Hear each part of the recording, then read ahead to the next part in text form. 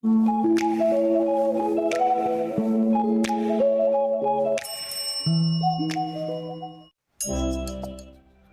guys, so, ang laki na natin. Sobrang tabako na. My goodness. Ayan. Gamitin natin yung ating pambahay na boots. Yung mga pambahay tayo dyan. Ayan, no? Ay, mga pambahay panglabas natin. Ayan. Tsaka yun sa taas. Pag tag-ulan. Ayan. So, sa ngayon, dyan muna tayo. Ayan, ganyan muna tayo.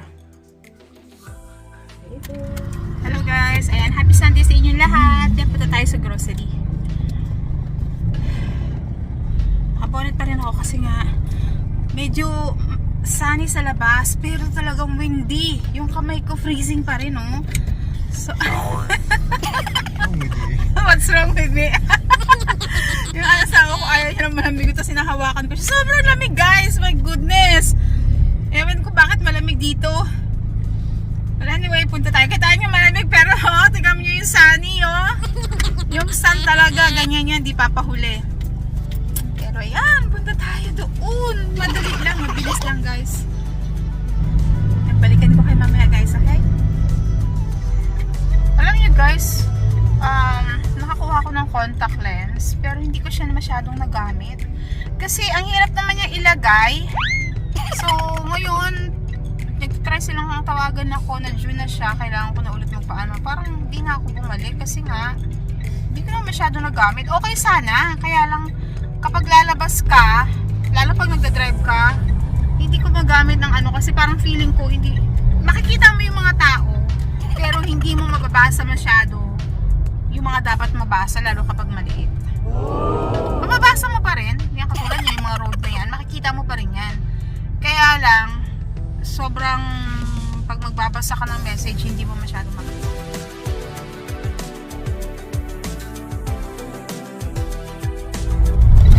Like there wasn't much in there anyway. Still good in the factory fish, right? Doon kami kumukuha ng mga isda, guys. Maganda doon. Kasi marami kang pagpipilian. This guy, he turned left from the go straight lane.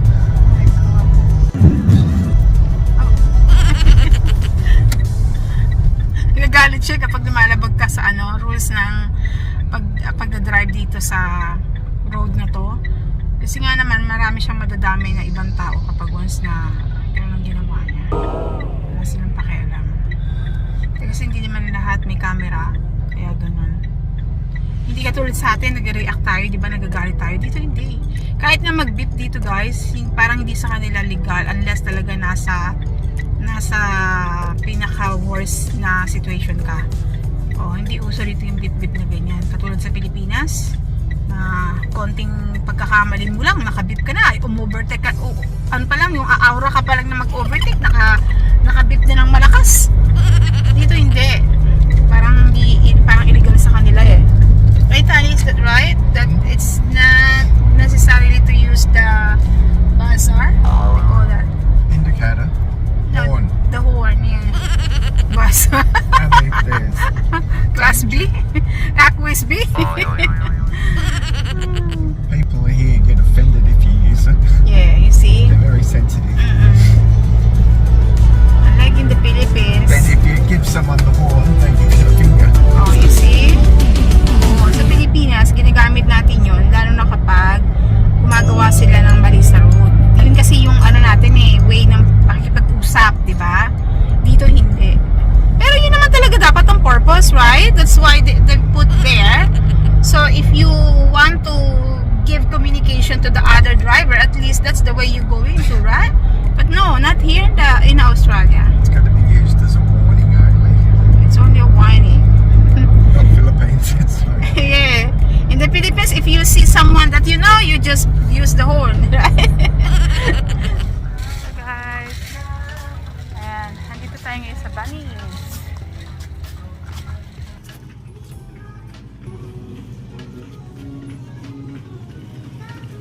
I don't want to pick too much. Yeah. Oh, look. The other one. Ay, yan. Nakita na niya yung kanyang jalapenos. Yan, punta tayo dito kasi nga. Pumunta kami dito gawa ng jalapenos na yan. So we need to plant Again, some chilies, one of his favorite. So, it's up to you, darling. You love it, yeah?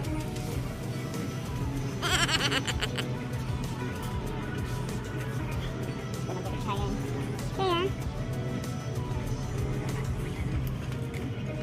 Oh my God.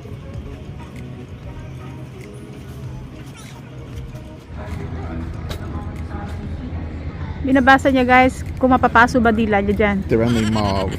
O mild lang daw. Sabi ko sa inyo eh.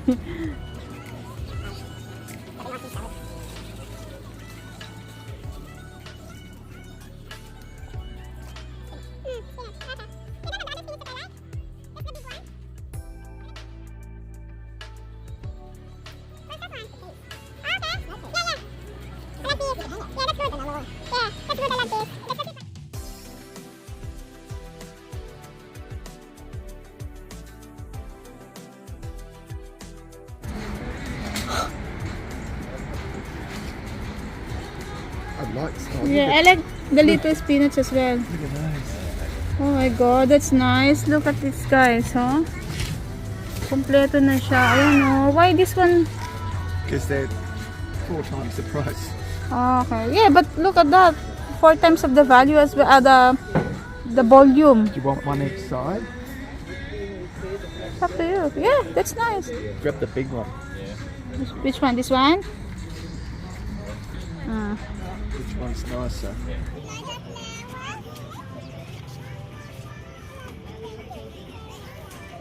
How about the eggplant? Okra. Look at eggplant and okra. Yeah, once remember we grew those finger ones? Yeah. Not the big one, right? How big do they grow? Or they got cherry size. Yeah, I got some of those. Okay. Sorry.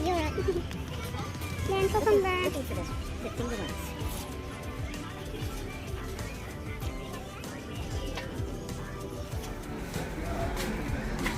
Don't they have brownies anymore?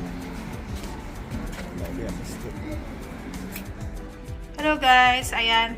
Nagpalit tayo ng eyeglasses kasi pupunta tayo sa labas, medyo mainit. So nagsuot ako ng eyeglasses at saka magsuot tayo nito, yung Vietnamese hat. Magtanim ay di biro.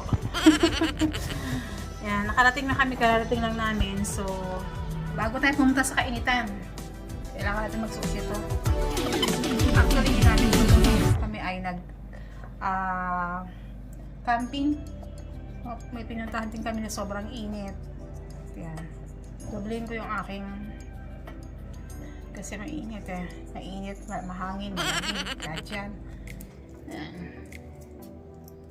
Nagustuhan ko tong Vietnamese na to kasi ano ba to?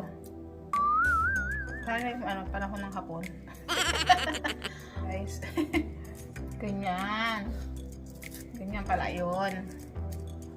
Ang importante, walang masusunog. Eto, ewan ko bakit. Ay, dito. Ayun o. Yung pumapit sa sombrero ko. Yan, flat na yung ilong natin, na flat lalo. Wala na. Dito na, pagdahan natin yan. At least may protection tayo. Hindi tayo masunog guys. Pakita ko sa inyo yung mga pinamili namin. Kailangan natin ng gloves. We need gloves, honey, right?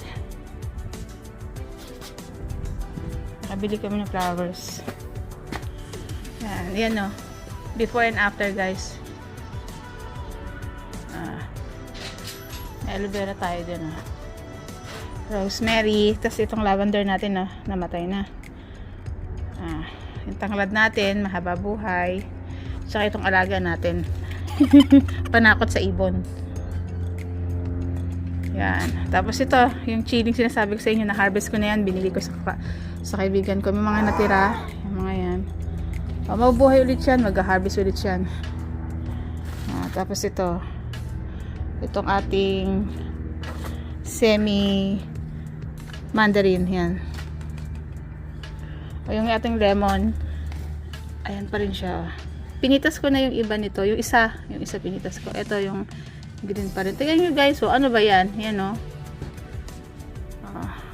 Ito yung isa. Yan na, tapos mamumulaklak na ulit siya. Yan, tapos meron tayong another chili there. Yan, chili rin yan. Tignan niyo yung mga dahon niya. Di ba nagkakaroon na siya ng mga pest dam? Yan, yan ang before. Ito, asparagus. Yan. Tumubo na yan before, hindi ko na-harvest. So, tapos yan, tignan mo. Yan, dalawa na yan. Dapat hinarvest yan. Hindi ko na-harvest. So, tumubo ulit siya. Ayan na ulit. Ang dami na naman yung mga kung ano-ano. Tapos, ayan. Meron pa ulit dito. Ay, bumili pala siya niya, no? Kasi, sabi ko sa kanya, bulaklak. Ayan. Snow peas yung binili niya.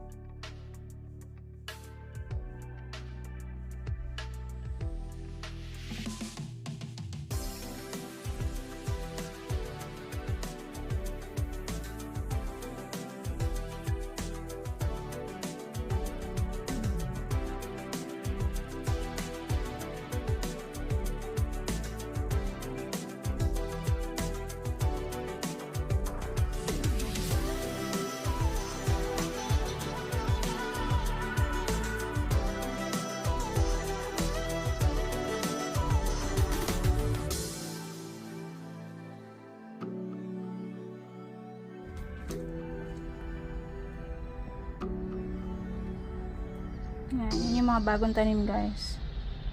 Yan, tulip, guys. Then, ano yung mga flower na yan? Ito, China pink. Tsaka meron tayong French marigold. Tapos yung isa tulip. Yan.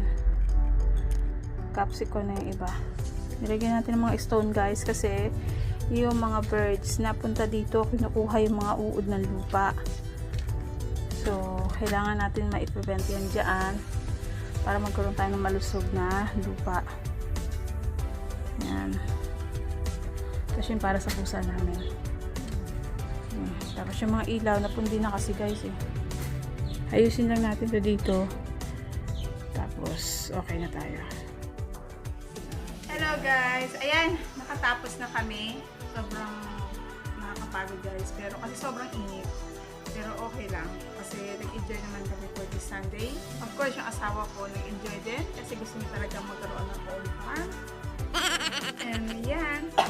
Habang may time from dito, yun na lang muna yung pagtsagaan niya. Ayan, and nalobat tayo. Kaya ginamit ko yung isang phone kanina. So, medyo busy. At syempre, dito ko tatapusin ang aking vlog. Thank you so much. And don't forget to subscribe, like my video, and pakipindot na rin ang ating bells para sa susunod na video ay ma-monetize kayo.